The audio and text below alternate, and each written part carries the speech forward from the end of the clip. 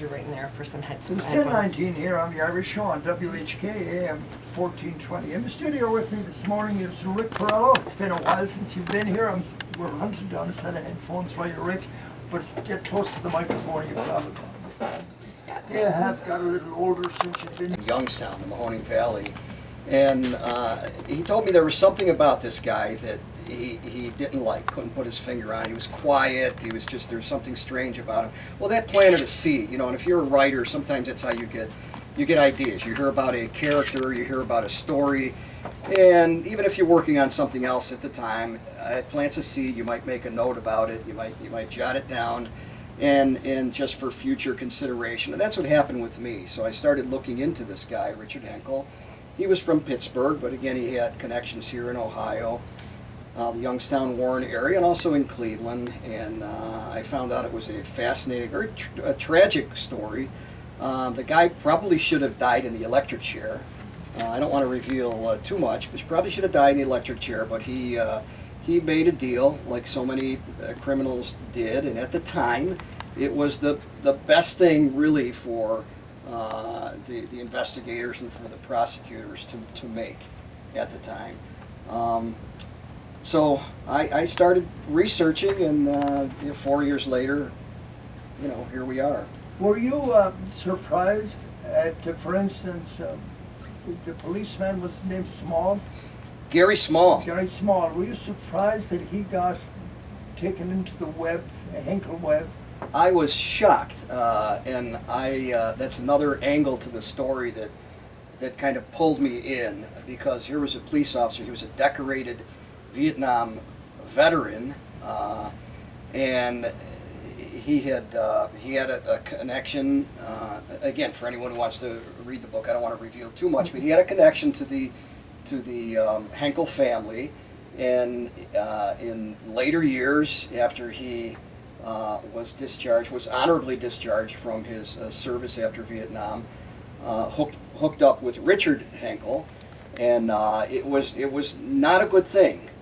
It was not a good thing, and it was shocking for the investigators when their suspicions came to light, and as they were trying to develop their evidence, and it was just an angle again that was something that you don't typically see that often. So when you see a corrupt police officer, it gets your attention.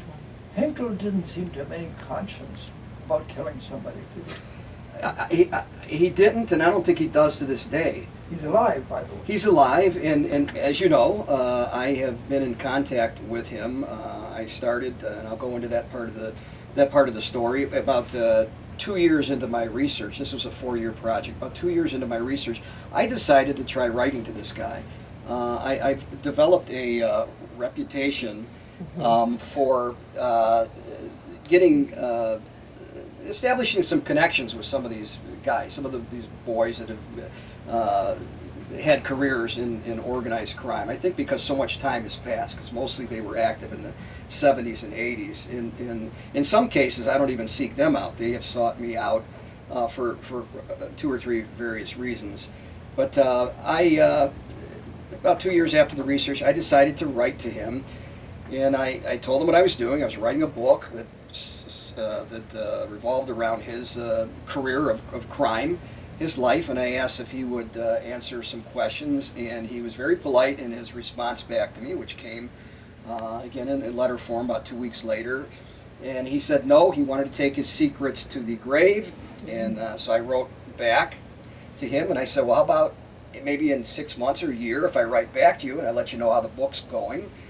And he again replied, and he said that would be fine. So about 8 months later, I wrote back to him, and I included some questions, and then he wrote back, and he answered the questions, and he said I had a few things wrong, and that started 10 months of back and forth. Every week or two, I'd get a letter, I'd send a list of follow-up questions, he'd write back to me, and that went on for 10 months before I completed the book and went into book design and all that, and the book was released in the beginning of, or the middle of November.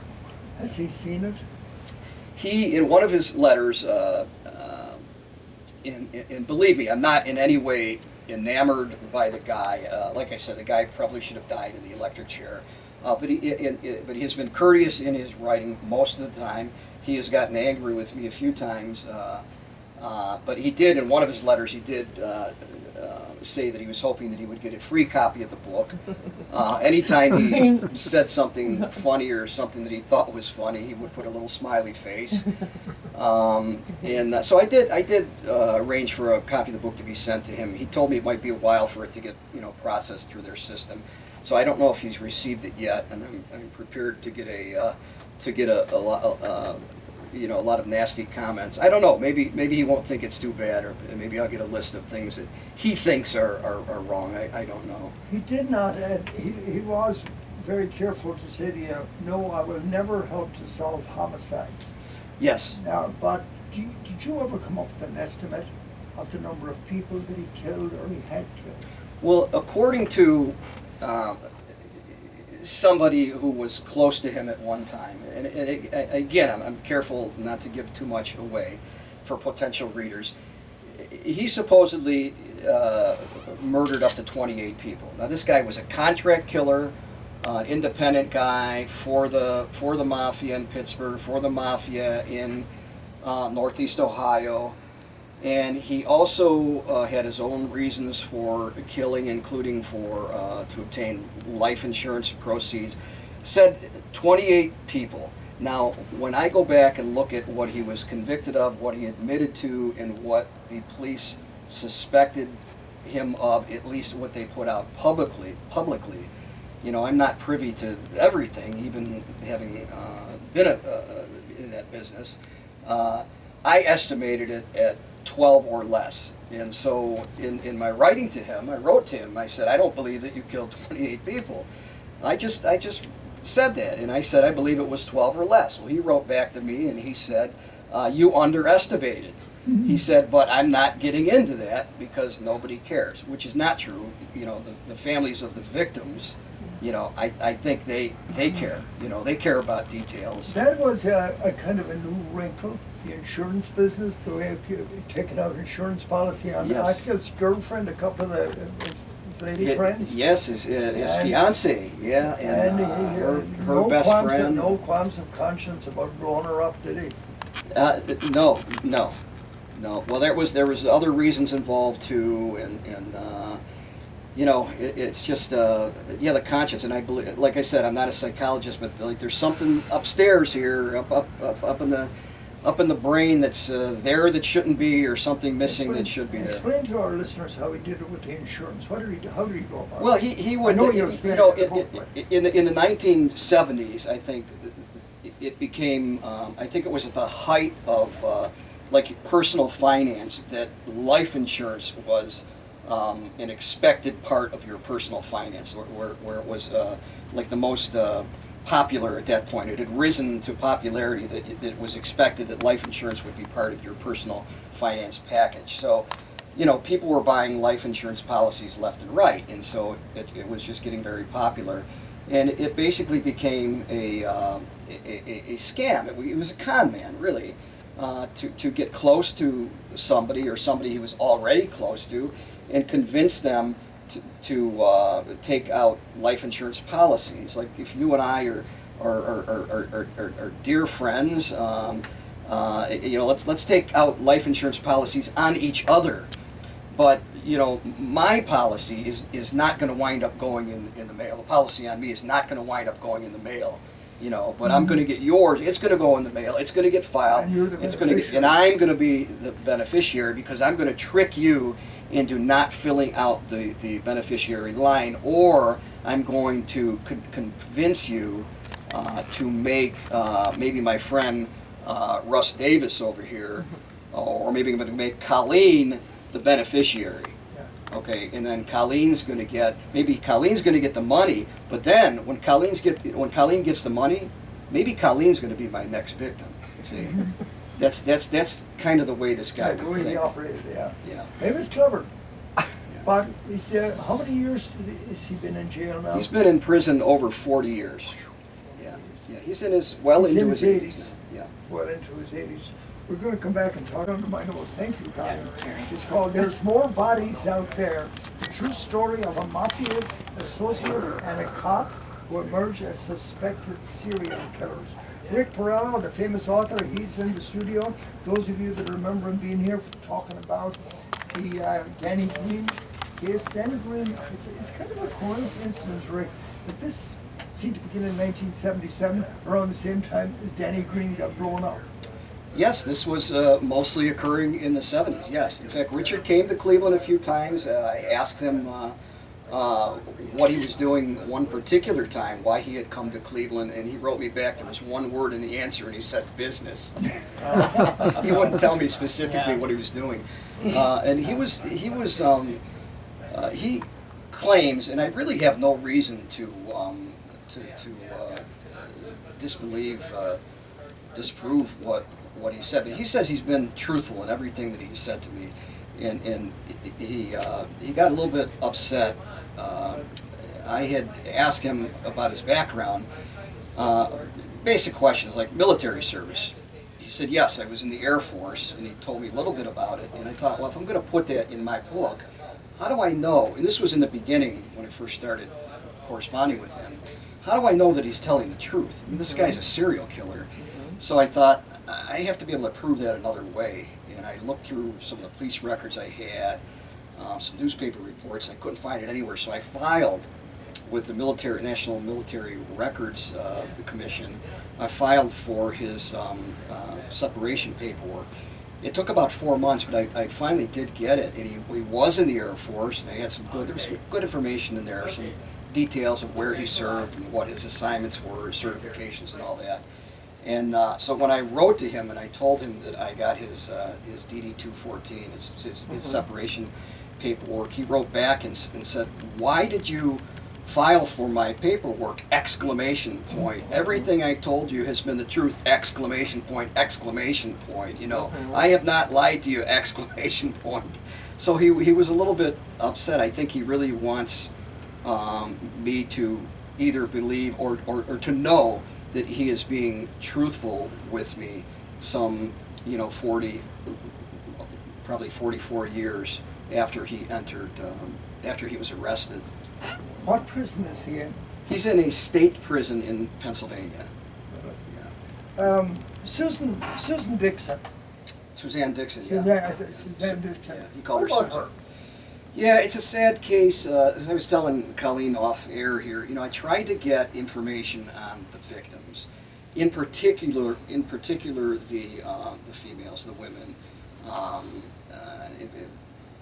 It's just a sad case. Richard Henkel was not your stereotypical serial killer. These were not really so much predatory, off the street, stranger murders. These were associates of his.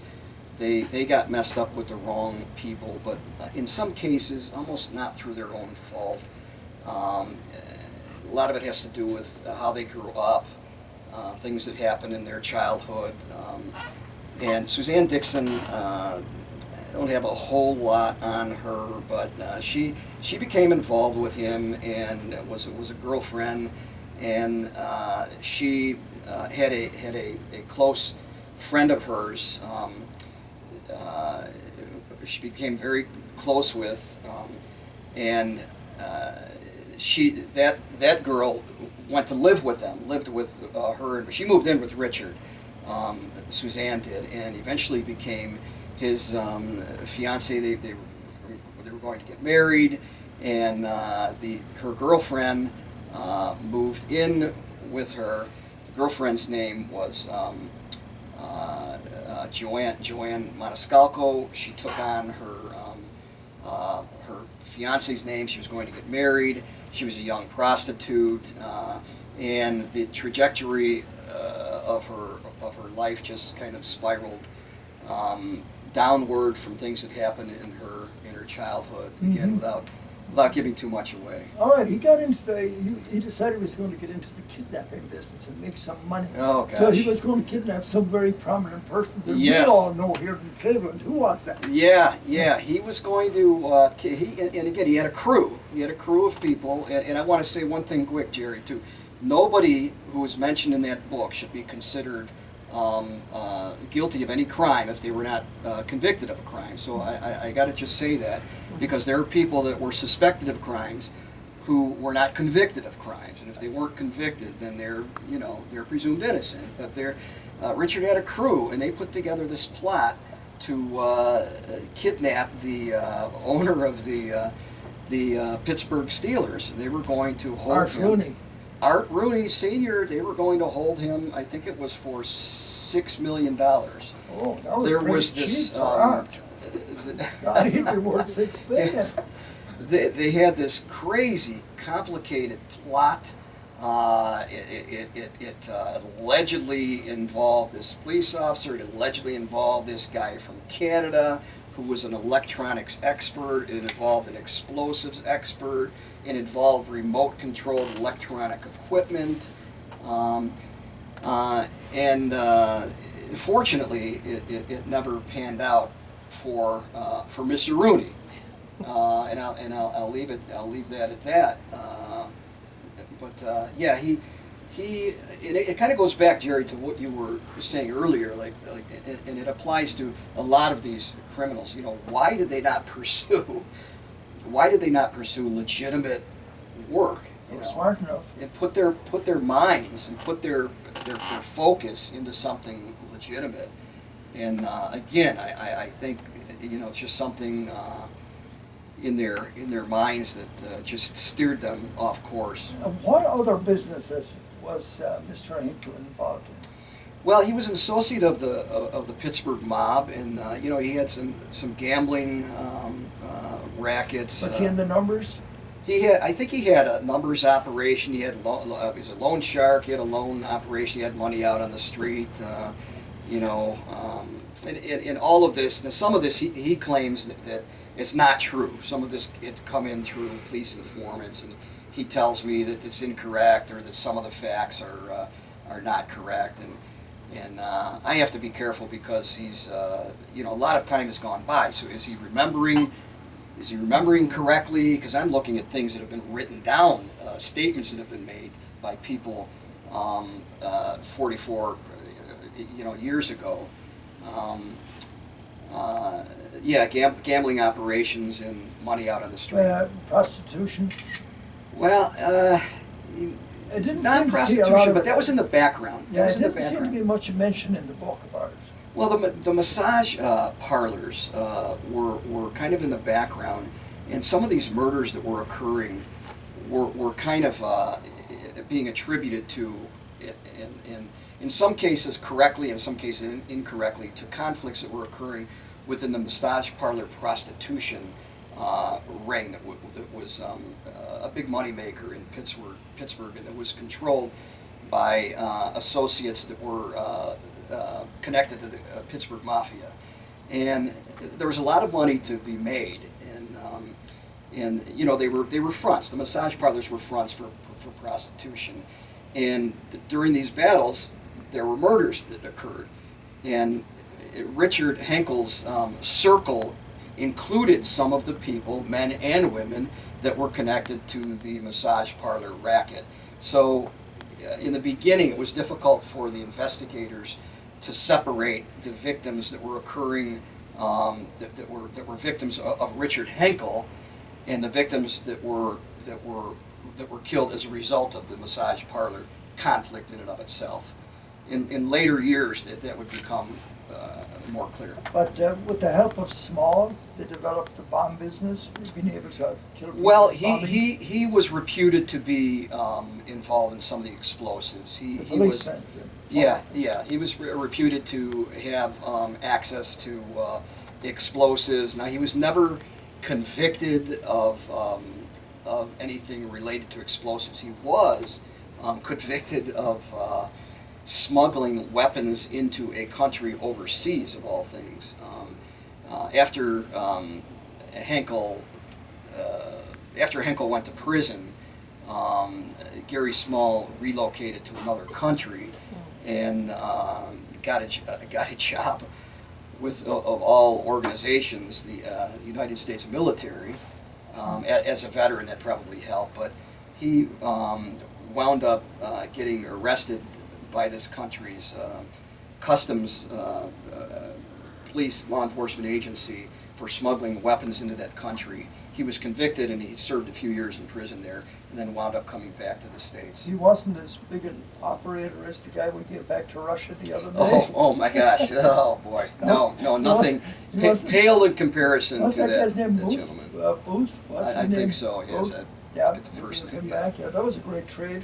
Yeah. That's another conversation, probably for another guest, Jerry. Yeah. Yes, indeed. So, Henkel, I'm kind of fascinated. I want to keep going back to it. Is so many people go wrong that have a lot of brains. They're smart, and what drives them to go bad? That's a good question, and that's a question that I actually asked Richard Henkel. I said, I asked specifically, was there abuse when you were growing up? Was there trauma? Yeah, what kind of family do you come from? Right? And according to him, he says there was no abuse, there was no trauma. I had a loving family. We went on vacations. We had holidays. He had a mother and father. His father died of a heart attack. He worked on the railroad. By all appearances, his childhood and family life was normal. He served in the Air Force as a young man, and when he came out, Didn't he get pretty good reviews? he did. He got good reviews and assessments as a Air Force technician. He worked on airplane. I think he was a propeller technician.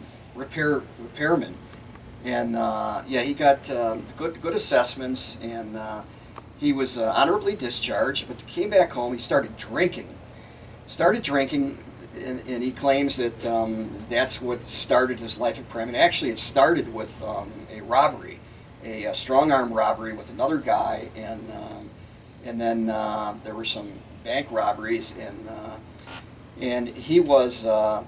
Not one bank robbery, there was more than one, and after, he was eventually caught.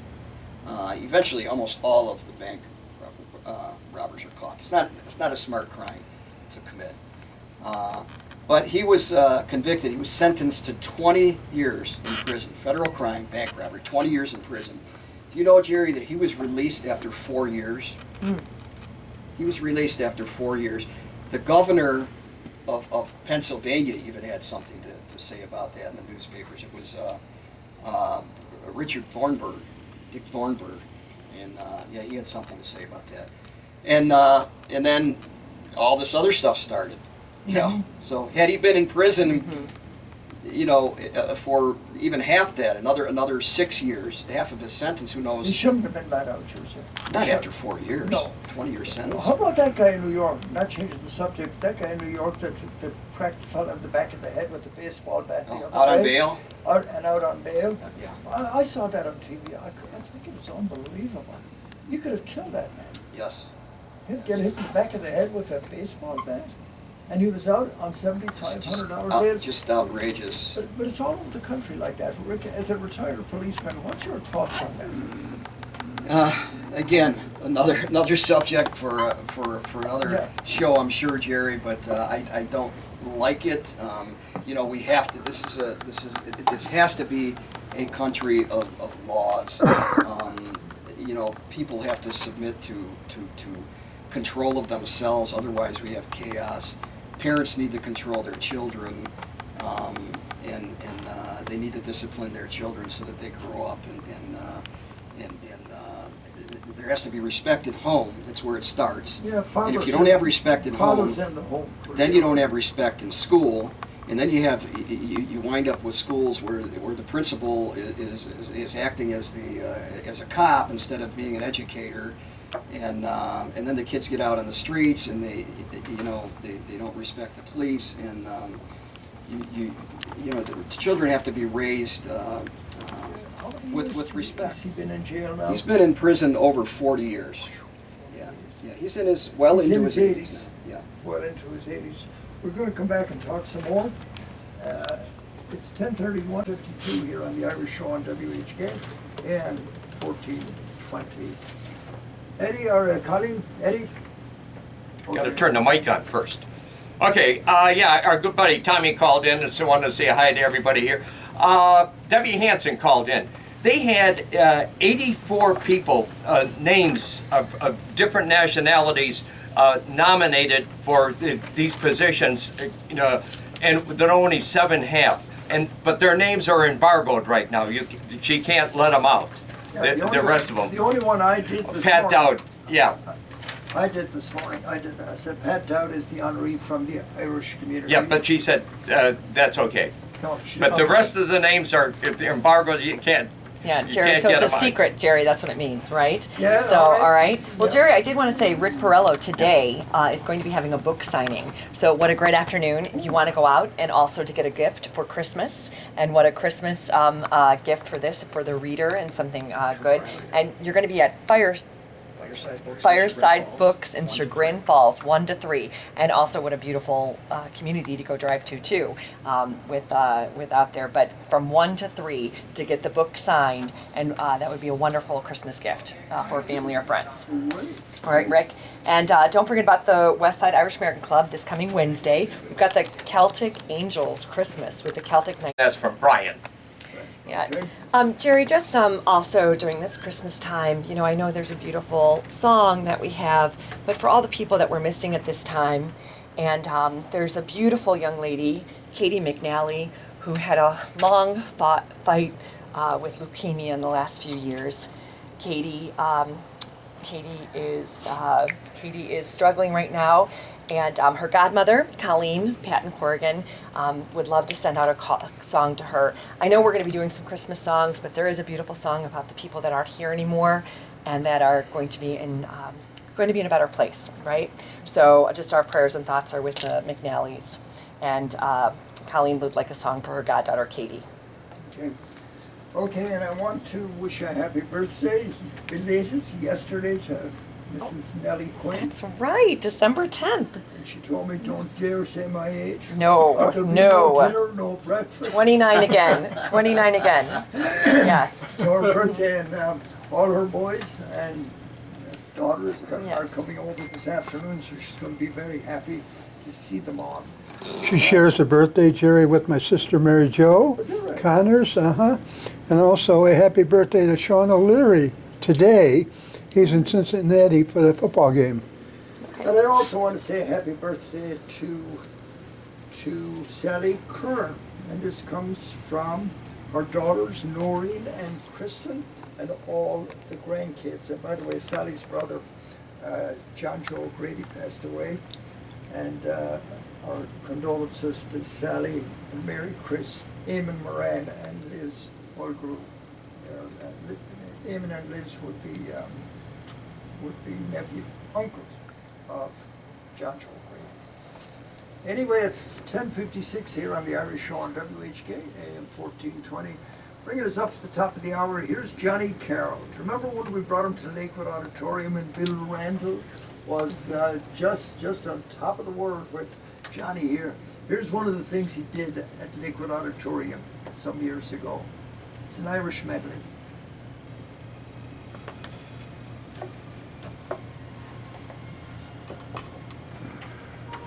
Yeah, Tom Malloy's on his way. Tom Malloy's on his way. So, no, very good. I gotta Good. get my truck Yeah. tire and then. Right. Yeah, so my cousin's going on it. Yeah, I Yeah, mean, that's there were good. over 40 people already. I'm glad. I'm glad. They're nice people. They're very Yeah. nice people. Trip to Ireland. So, I think I yeah. got my Nellie's niece is bringing 6 Great. from Los Angeles. Oh my God. She lives there. Yeah, good hike. Good. Oh, smile. One more. You're getting a smile out of Quinn. I can't believe it. Yeah, good. Oh my gosh. So, Hey, don't be showing my turkey. oh my neck. gosh. Whatever. Yeah. Right. I want you to do a little work on that picture. What are you gonna do? Stop it. The book is going to sell well, Rick. I can tell you, it will. Because once people get the first few pages in, you won't want to put it down. Thanks, Jerry. That's what I'm hoping. Well, I read it in two nights now. That's almost unheard of for me to do that, because a lot of the time after 5 pages of any book, I'm half asleep. But this one Well, kept thank me you. going. I read half of it one night, and then the next night I read the other half. I couldn't stop reading it. Well, it's certainly not a long read, but I think No. the story packs a punch. I think I'm It's- hoping, as you know now, with Kill the Irishman and with the movie and with the adaptation to Kill the Irishman, I don't think of any story now without the potential for a theatrical adaptation. And Super Thief is in development. I've got my fingers crossed on Yeah, that. what is the status of these books as far as movies go? Well, Super Thief has been in development for quite some time, but it's moved ahead in the past 6 months or so. So I've got my fingers crossed. But you know, it's a funny business. You just never know. I used to get very excited with Kill the Irishman. You know, and there'd be some development, and I'd get all excited, and my wife and I would start chatting about who we thought would play Danny Green, and you know, we'd go through that for a few months, and that went at a time with different actors portraying different characters.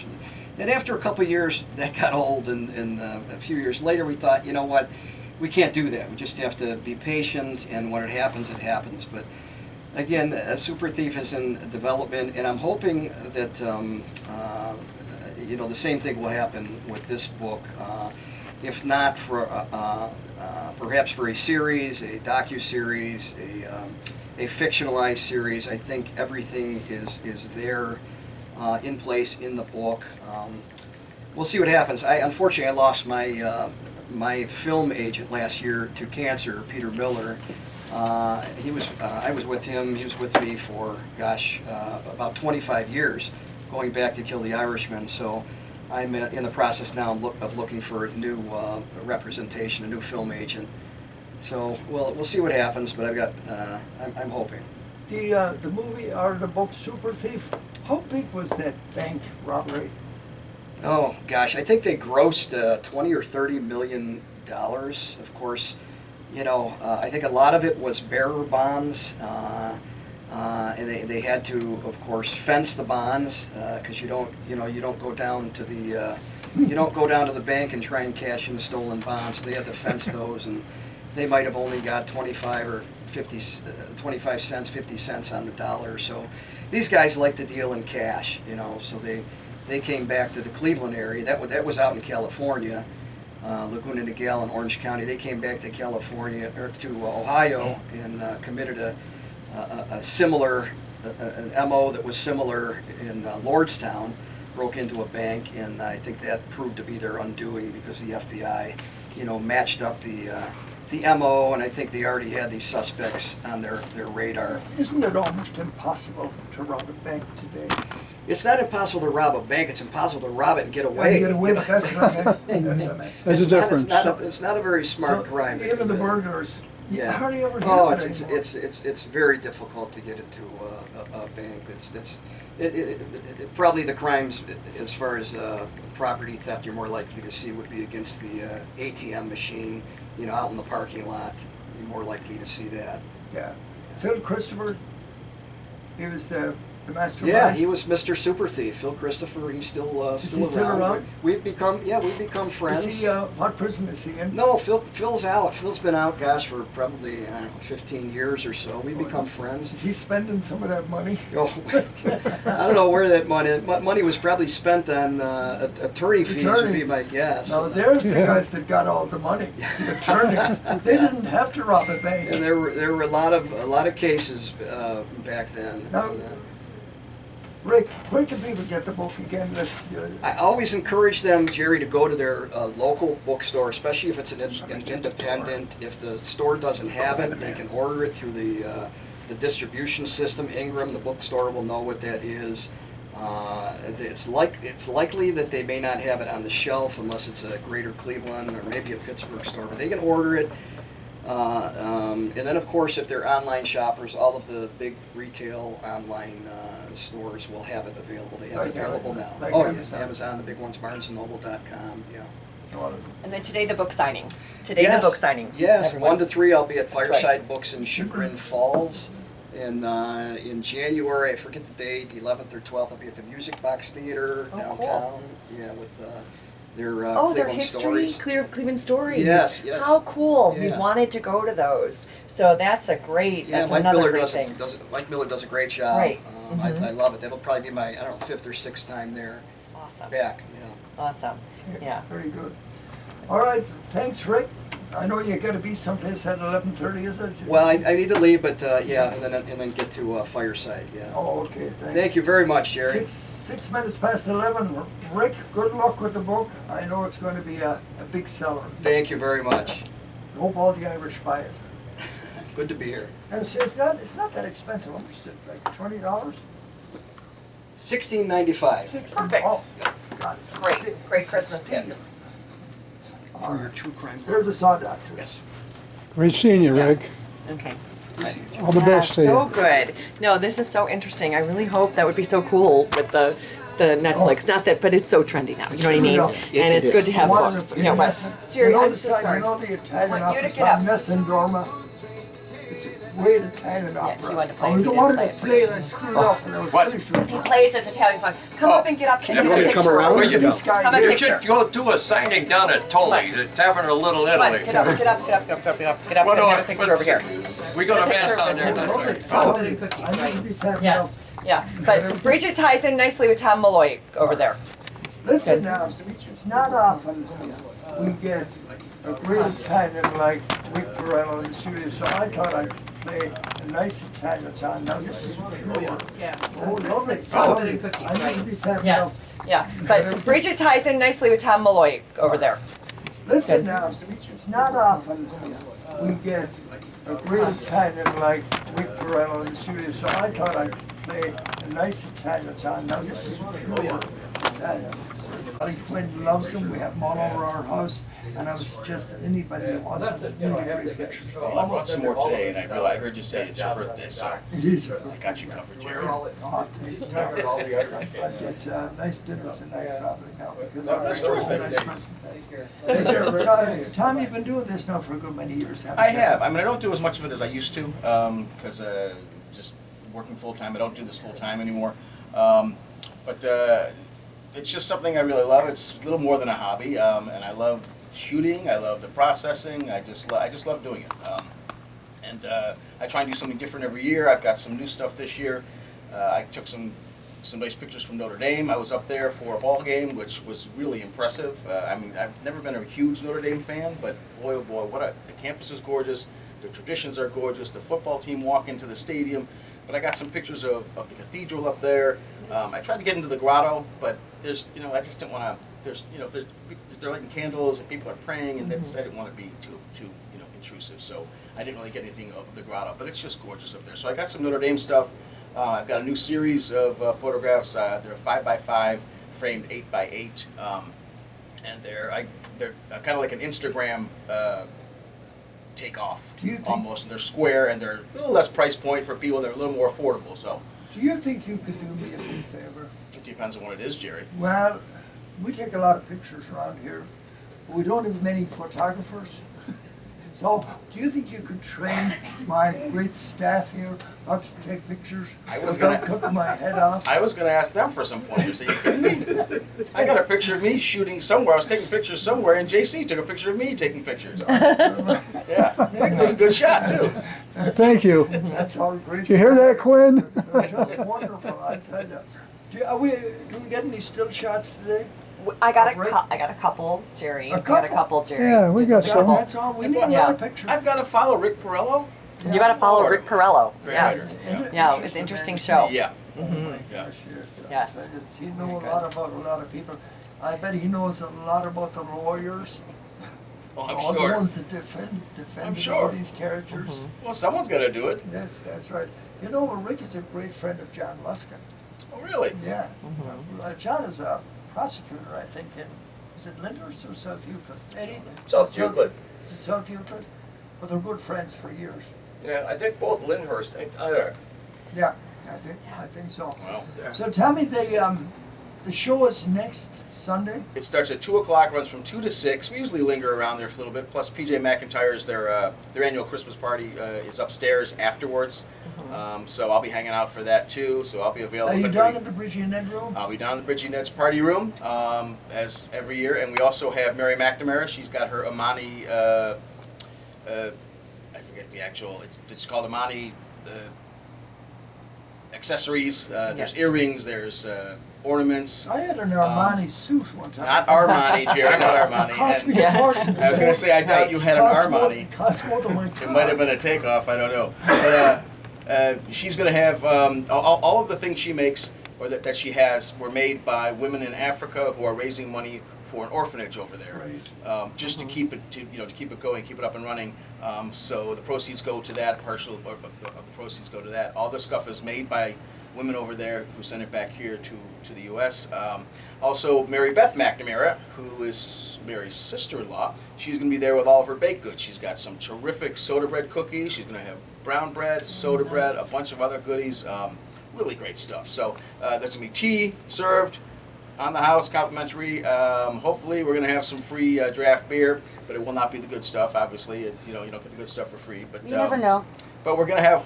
Is Bridget? Oh. Bridget Yes, out you there? never know. Sullivans? Wait a minute. I wasn't fishing there. Sorry. Yes. Is Bridget going to be there? Is Sullivan's don't- going I to be don't on know. sale? I'm going to be there. I will be there. Will I there will be be there. Sullivan's on sale? It's always there on sale, yes. Oh, At PJ there you go. McIntyre's. Talking about bridging Ned Conway, I was going to PJ's to hang up the posters for our toy drive for the Cleveland firefighters that you're supporting, Jerry. Well, that's Yes, I'm and giving I away ran I'm giving into away free Bridgie Ned points for that, Conway right? as I was leaving, and she said, "Oh, you're the Sullivan girl." She said, "I heard you about what you're doing on Jerry's show," and she said she spent the next 2 hours calling everyone she knows to bring a toy to PJ Mcintyres for the she's Cleveland wonderful. Firefighter Toy That's the Drive. kind of lady she is too. It was That's right. fantastic. So That, good. and she is the United Irish Society's Mother of the Year Mhm. this year. It's great. We're going to have a big article about her, by the way, in the Mail newsletter coming out next week. I think we're going to be mailing it next week. So there's a nice big article and a photograph of Bridgie and that. So she's going to be there. She'll be there today. I bet she'll be there, Tom. Oh, well, I'm hoping. Yeah. It's always good to see her. And she's always full of chat, I'll tell Let you me that. ask you about photographs. An awful lot of people take pictures these days with these phones, and most of them are bad pictures. They take the backs of people's head, their ears, their nose, hairs coming out of people's nose and out of their ears. People take pictures like that. How do you decide what picture you make public? Well, Jerry, here's a little secret. We take those pictures too. When we're But out you don't shooting. publish them. Well, no, of course not. It's like sales. If you're in sales, you talk to 10 people, and if you sell one, you're having a good day. So if we shoot 10 pictures and one of them is good, that's a really good day. But you wait different. Like you'll be outside in the cold looking for. You'll be shooting anything from any kind of nature or birds or whatever, and you wait and you just have to be patient, and you take a lot of pictures, and a lot of them you just throw away because they're not very good. They don't come out as good as you thought. Sometimes you take a picture you think's a mistake, and it turns out terrific. So but I think with our phones now, we just want to capture moments and memories and things like that. And a lot of times we don't even revisit them, but you should. You should like. Tell me, how good are the cameras and the phones compared to the camera that you probably They're use? getting a lot better. They're getting better. Yeah, I But mean, not there yet. they're on a par with them Are they? in a lot of ways. Yeah, you're not as flexible. You can't change settings and things like that. Like do some artistic things that photographers can do with like a DSLR or some of these new mirrorless cameras, which have really hit the market big. But the phones are pretty good. I mean, those lenses they're pretty good. How many pictures will you have on display next Sunday, do you think? Oh boy, Hundreds? I wouldn't say hundreds. I'll probably have maybe variety-wise. I mean, as far as just the images themselves in different sizes, I'd say maybe about 40 to 50. And will there be scenes from There's local? Cleveland shots, and there's shots from Ireland. Some are from other parts of the states. I've taken some pictures, as I said. Yeah. Any of me? I've got a couple. Well, those all sold out. I mean, I'm all out of stock. So, JC. So, So I mean, I've got a about whole our bunch of Tommy? different things. It's, Mostly Cleveland landscapes or streetscapes, and a lot of Irish How landscapes about our too. park system here? You know, we have 110 miles of the Emerald. gorgeous. There's a lot of opportunity in our park system. There is. for I've got some. photography. I've got some from the Emerald Necklace down around on the west side. I haven't gotten the east side much, but I do have some from over the west side, the Rock River Reservation, and a lot of them depends on the time of year and things like that. I don't have an awful lot of them, but I do have some. There's just great shots all over Cleveland. There really are. There's great places all over the city. You can walk downtown, and it's about changing perspective too. You know, you see a building in its totality, but if you move into like a cool statue in the building or an ornamentation like a lamp or something like that, you can find some really great artwork. You know, that's decades and decades old, and if you take it close up and you change the perspective on it, you'd be amazed at what can come out. It's just gorgeous. I was in St. John, Kansas for a wedding one time. I was shooting a wedding, and I was up in the balcony, and the lights there, the chandeliers, or whatever you want to call it, light fixtures hanging from the ceiling, I got a beautiful shot of one of those. It's gorgeous. It's a work of art. And in the background, you've got a, I don't know if it's a fresco or I don't know what kind of art it is, but you've got Jesus on the wall. And it just lined up perfectly. I took it on a whim. I didn't expect to take it. I was like, maybe this will be something, and it turned out to be a great shot.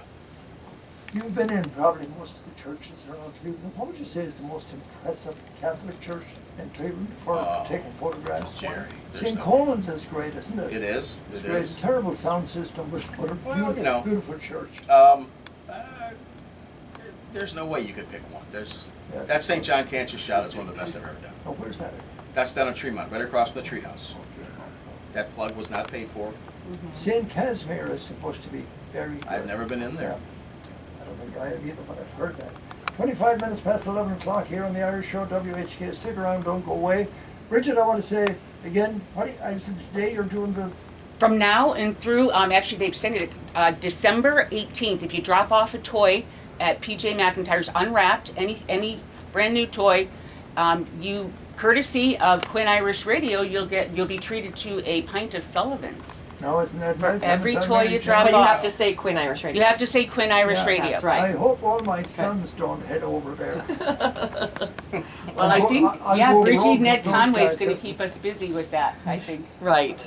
We shall see. Okay, this is a song we play every Christmas. We'll be playing it next week again, and it's called "The Fairy Tale of New York." It's a great song, Oh, Tom. love I the know song, you. yep. I know you're familiar with it. I don't know if you are, Bridget, or not. It's Shane MacGowan and Christy McCall. There they are. The book is going to sell well, Rick. I can tell you, it will, because once people get the first few pages in, you won't want to put it down. Thanks, Jerry. That's what I'm hoping. Well, I read it in two nights now. That's almost unheard of for me to do that, because a lot of the time after 5 pages of any book, I'm half asleep. But this one Well, kept thank me you. going. I read half of it one night, and then the next night I read the other half. I couldn't stop reading it. Well, it's certainly not a long read, but I think No. the story packs a punch. I think I'm It's- hoping, as you know now, with Kill the Irishman and with the movie and with the adaptation to Kill the Irishman, I don't think of any story now without the potential for a theatrical adaptation. And Super Thief is in development. I've got my fingers crossed on Yeah, that.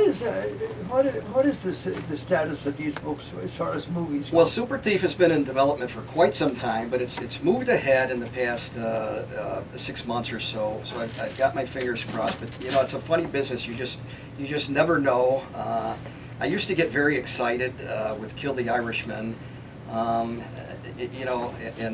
there'd be some development, and I'd get all excited, and my wife and I would start chatting about who we thought would play Danny Green, and we'd go through that for a few months, and that went at a time with different actors portraying different characters. And then after a couple of years, that got old, and a few years later, we thought, you know what, we can't do that. We just have to be patient, and when it happens, it happens. But again, Super Thief is in development, and I'm hoping that the same thing will happen with this book. If not for perhaps for a series, a docu-series, a fictionalized series, I think everything is there in place in the book. We'll see what happens. Unfortunately, I lost my film agent last year to cancer, Peter Miller. I was with him. He was with me for, gosh, about 25 years, going back to Kill the Irishman. So I'm in the process now of looking for a new representation, a new film agent.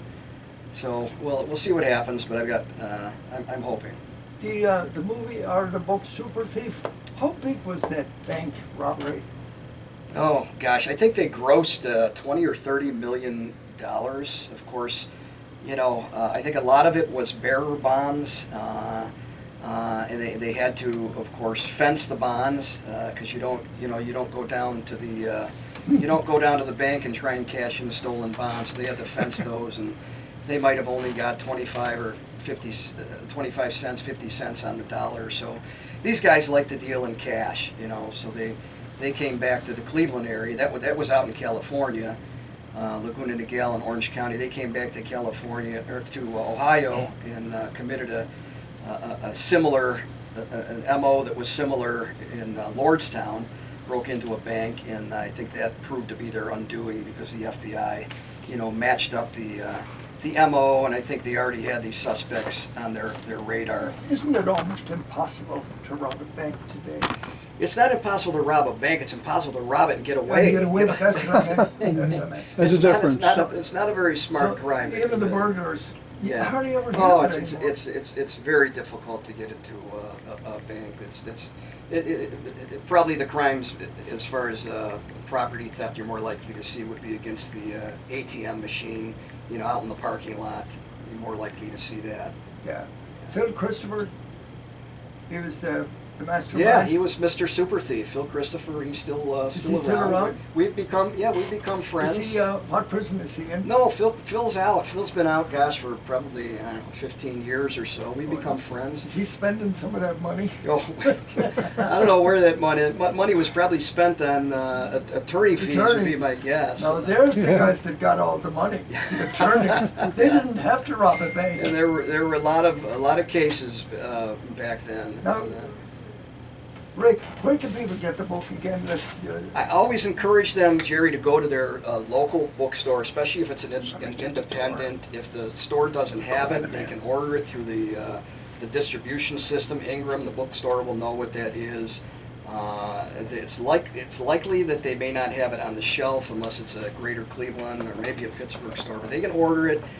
And then, of course, if they're online shoppers, all of the big retail online stores will have it available. They have it available now. Like Oh, Amazon. yeah, Amazon, the big ones, BarnesandNoble.com, yeah. And then today the book signing. Today Yes, the book signing. Yes, everyone. 1 to 3, I'll be at right. Fireside Books in Chagrin Falls. And in January, I forget the date, 11th or 12th, I'll be at the Music Box Theater Oh, downtown. cool. Yeah, with their Their Cleveland history, stories. Cleveland stories. Yes. How cool. We Yeah. wanted to go to those. So that's a great, Yeah, that's Mike another Miller great thing. Mike Miller does a great job. Right. I love it. That'll probably be my, 5th or 6th time there Awesome. back. Awesome. Yeah. Very good. All right. Thanks, Rick. I know you got to be someplace at 11:30, is it? Well, I need to leave, but yeah, and then get to Fireside. Yeah. Oh, okay. Thanks. Thank you very much, Jerry. 6 minutes past 11. Rick, good luck with the book. I know it's going to be a big seller. Thank you very much. Hope all the Irish buy it.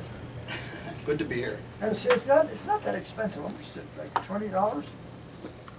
$16.95 Perfect. Oh, got it. Great Christmas gift. for your true crime. They're the Saw Doctors. Yes. Great seeing you, Rick. Okay. All the best to So you. good. No, this is so interesting. I really hope that would be so cool with the Netflix. Not that, but it's so trendy now. You know what I mean? Yeah, and it it's good is. to have One books. of You know, the- but Jerry, you know I'm the so side, sorry. you know the Italian I want you to opera get up. song, Mess and Dorma? It's a great Italian opera. she wanted to play it. I You didn't wanted play to it. play it, I screwed up and I was What? finished with He it. plays this Italian song. Come up and get up and You get a want to come picture. around? Well, you, This guy Come and here. you picture. should go do a signing down at Tully's. It's having a little Come on, Italy. get up, get up, get up, get up, get up, get up, Well, and no, have a picture over here. We go to Picture mass down with there. him That's over right. here. So anyway, If Yeah. I got anybody sick here, it would no, just drive me I know, crazy. I know. So then next Sunday there's live music then too. So yeah, Pat, So, okay. yeah, he texted So me Pat's in- that. yeah. So if you want to say music next week, Crawley and Saffron. So Tom, I got a nun, Sister Catherine Walsh. She's right from Mayo, and she's got some items. Okay, so she does Afghans, okay, and there's a couple that look sort of Irish, and Anyway, she does fundraising. She worked on the border with immigrants, but she works with mothers and children directly, so we're in South America. So can I call Pat Campbell? How can she said to me, Colleen, how can I sell some of these blankets to send each other people? Like, I mean, is it closed like next week's thing? Because I said to Sister Catherine, I go, Sister Catherine, I'll sound it out to some people. But then I'm like, I don't know what to do. And she's not telling me prices. She's not telling me anything. She has to have prices. She has to be I a know. little more organized. But I mean, Yeah, I mean, she does. Are you downstairs? yeah, we're downstairs. Yeah. Okay, but I mean, I'll call Pat Campbell, but I just. Well, he does that. I mean, he gives me the room, and I. Okay, so it's I for do the the event. Guatemalan widows. Oh, really? Yeah, so I don't know. It is nice. I'm gonna show you a couple of her items. Let me show you a couple of her items. Like here, like this is like one. You know what I mean? These are some of her items. And then one looks really Irish. One looks really Irish, but anyway, so I saved one looks really just all green. But again, she just said, do you know of anybody? I do not put a price on the item because it's I know you donation can't hear a word and from blessings. gabbing away. I don't know. I'm just wondering. So It's a little too late for Jerry, she Sunday. brought this in for us. But I mean, there's other opportunities here. I mean, You got a crowd coming over today, right? You got a crowd coming over if today. there are prices. Yeah, you take that home. I know. Well, Hey, where are you? I was gonna send it to some friends, but I don't know. I was gonna tell my friends $40. Like, you know, just give her something, but if it's anything, do you know what I mean? She could be the one selling it. Yeah, she's the one selling it. And then she collects the money. New York. Fairy tale New So, York? Yes, I think you already have it. Yeah, it's a good one. If you could only hear it, but then again, when we have somebody talking like crazy, you can't hear it. But so could anyone. You told that to Patrick. He was. But I mean, I didn't tell I him hope you they're put with your you, right there Dave. because he might not want me to be. What am I doing? Contacts. Bridget, what's your last name? Polish ring is mine. Ice me in my feet, away, babe, and pearls of rain on Christmas Day.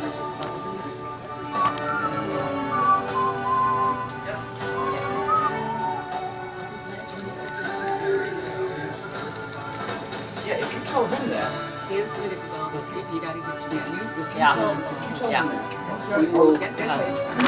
he'll put it downstairs. Be glad to do that.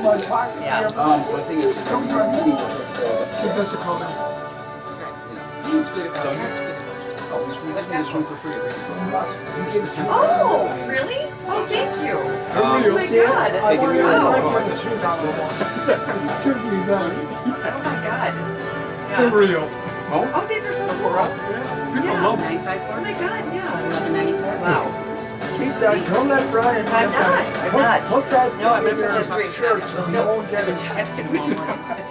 Well, just feel them out. Like I said, I don't want to compete sales upstairs, but I mean, you guys can work that out. That's up to you guys. But he usually gives me like domestic beer, but whatever. If you want to work something with him, that'd be great. It's called the Fairy Tale of New York here on the Irish Show on WHK. I wanted Picture Russ with this Davis to young hear lady. the song, but he couldn't. Of course, there was so much conversation going Get on outta in here. the studio. I wish we had a movie of it so people would understand how difficult a job I have here every Sunday morning.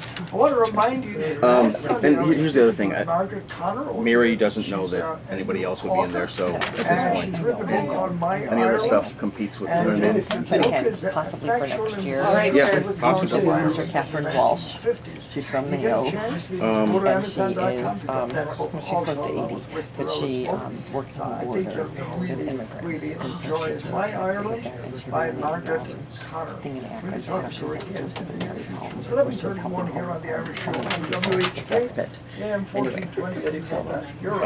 Oh, you're on again. All right. This is a big birthday. Okay. This is happy birthday, Nellie Quinn. All right. This is from all your children, Yay. grandchildren, family, friends, and all interested people. To a lovely woman. Happy birthday, Nell. Happy birthday, Happy birthday, Nellie.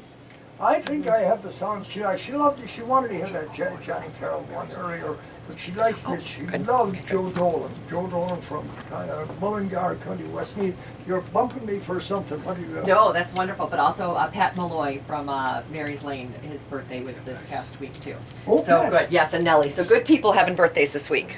Don't- Yeah. Oh, is Here's that Joe cold? Dolan. Notre Dame. Oh, Nice. Let me see the Notre Dame one. Yeah, good. Nice, Russ. Yeah. Oh, Tom, that's beautiful. Where was this one taken? Nellie was in March. But it looks like it's from like the 50s or A something. few weeks ago, they were playing this. Beautiful. Oh, really? That's another one. Oh, yeah. Oh, I Tommy. went to Canella. the coach there. Look I'm at that sitting in one. my car, and I shot that with my phone. Yeah. I'm like, this looks gorgeous. Because what caught my eye was this car. I don't know what he's doing. But I've got a bunch So of these Bill's hello, wrong. Tremendous Radio. lower in price. They're just... No, actually, I'm doing good. teaching now, and I'm doing marketing at Reggie, Tommy, can I have one of these? Or Birchwood School of Pie. Yes. Where Maggie's at. Yes. it's Yes. Jason. Tommy, is any of these for me? Anyone? Yes, Oh, whatever. Tom, that does look like the old I days. guess he knows that Doesn't voice this look like the old anymore. days? That does. Like the old days. That's Crocker Crocker Park. Park. It's beautiful. Believe it or not. That looks like downtown Cleveland. Yeah, Like old or times. or Mayberry. Yeah. We'll get that on. Whatever you guys want to. Was this We'll one? get that on in It's the air, it's dude. affiliated with Birchwood School as well. Oh, that's cool. Pre-K through 8th grade. Like I teach physics, social studies. But I do marketing now. Mills Rock. So that's off Apple. I got mine. What request Oh. you want to put out? Crocker Park. Yes. Yeah. There's some people living out in Jerry. Sometimes you take a thing, you're like, oh, this is another thing. And then you're like, What's you right? cross it or you play around with it. Okay, Tommy, can I have that one? Absolutely. Those things are. Okay, that's a Christmas Here, present. this is from How much Lakewood are Park. they? That's from Yeah, Lakewood that's Park. a great shot from Lakewood Park there. Yeah. That's downtown, Downtown. that's How Public much Square. is this? How much would Jerry. you sell this for? That would go for probably $30. $30. Frame, about $7. Jerry, do we have a mother's love? Walking around Aqua, that's Is a that's blessing. down the- I walked over. Virgie and Conway I was wants to out. send My it out daughter, to your my- wife. My Who wife, does? my young daughter. Virgie. in the rental car. Send it out to your Really? wife. Yeah, And I got over You'd there. have and I'm to, thinking, I'll ask him. when I finally got all the way over there, I was Do we like, have time to get it up? You should see the hat that Bridget Conway sent from Nellie. I was trying to take a picture of just. but that's like, I spent like an hour and a half just walking around there trying to find pictures. I took a ton of pictures, but it's a great picture.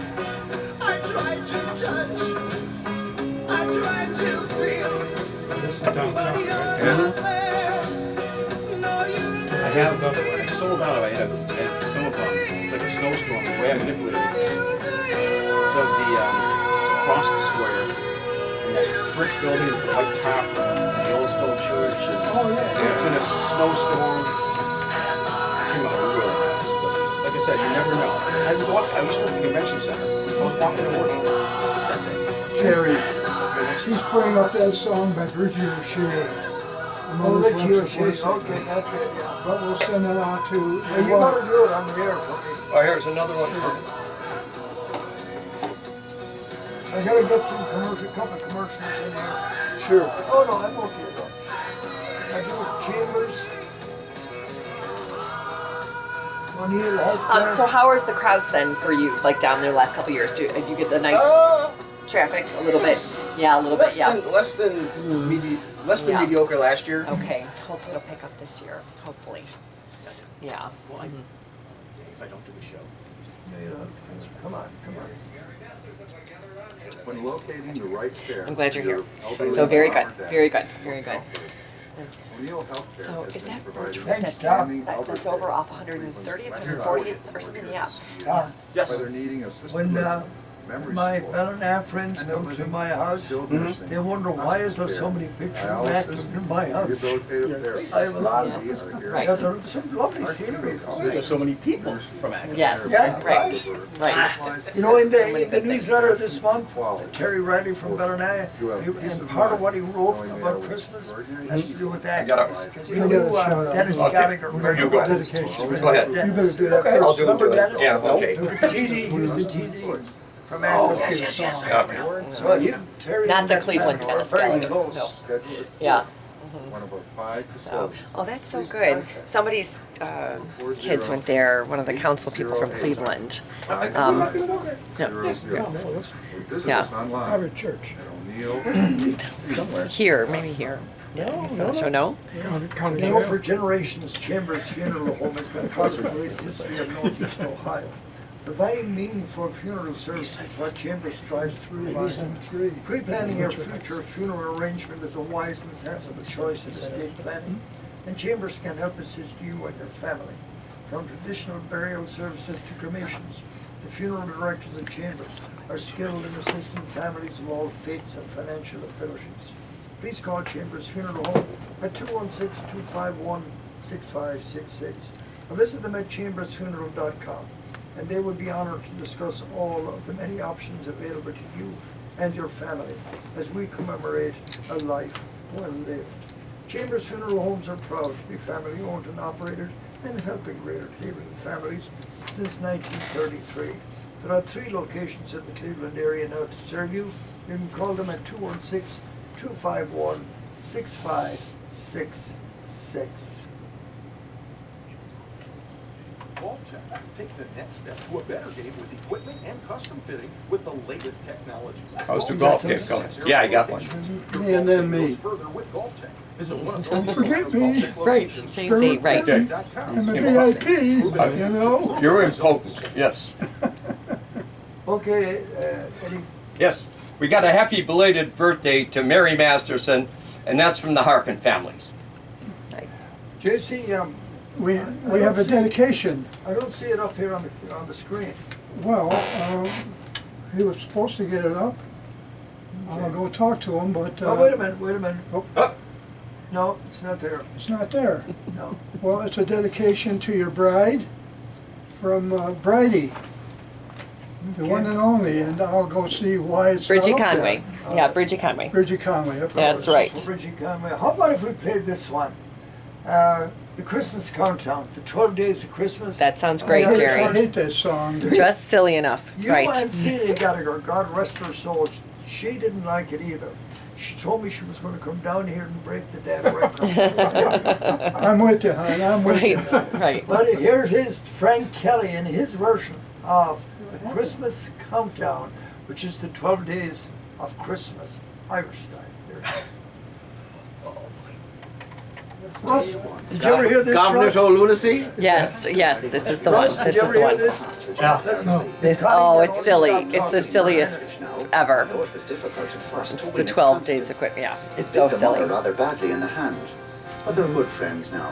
And we're keeping carefully indoors I and know. above it. Thank I you know. again. Yours Oh my God, affectionately, so Governor good. Lunacy. So, that's grateful then? Do your TV show The Office? Yes, The Office, yes, they did. It was hilarious. So again, Yeah, we really are too kind. At first, the partridge was very jealous and suspicious of the dogs, and they had a terrible row on the night the dogs arrived. We had to send for the vet. I'm But the birds are okay again, and the stitches is due to come out in a week or two. The vet's bill was No, they could, the but the mother is over prostate her annoyance now, inside, and the they're dogs gonna and the zap it. partridge are watching the telly from Yeah. the pear tree as I write. Yours ever, Gordon. Dear Tree, get one thing dear fixed and Luna, another. we Get must my be hip. foremost in your thoughts. I had only posted my letter when the 3 French Well, I hens get the hip arrived. and the knee.